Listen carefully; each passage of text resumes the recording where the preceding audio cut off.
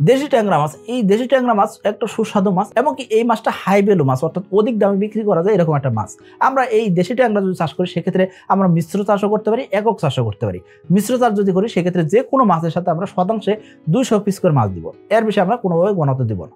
যদি আমরা একক চাষ করি সেক্ষেত্রে প্রতি শতাংশ জায়গাতে আমরা 1000 থেকে 1500 পিস মাছ দিব, এর বেশি আসলে গণতে দেওয়া উচিত নয়। কিন্তু অনেক খামারে আছেন যারা এয়ারটন দিয়ে মাছ চাষ করেন, সেক্ষেত্রে 2000 থেকে 3000 পিসও কিন্তু দিয়ে থাকেন।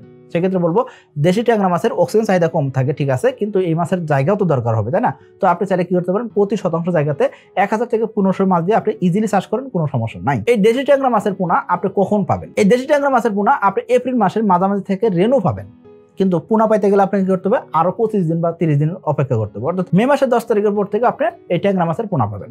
এখন ট্যাংরা মাছের পোনা আপনি কোথায় পাবেন? বিভিন্ন হ্যাচারিতে পাওয়া যায়। আপনার বিভিন্ন হ্যাচারি থেকে ভালোভাবে দেখে শুনে আপনি ট্যাংরা মাছের পোনা সংগ্রহ করবেন, এক সাইজের পোনা সংগ্রহ করার চেষ্টা করবেন। যদিও ক্যাটফিশ জাতের মাছ 100% এক সাইজ করা যায় না, তবে আপনি চেষ্টা করবেন যতটুকু এক সাইজ নেওয়া যায়।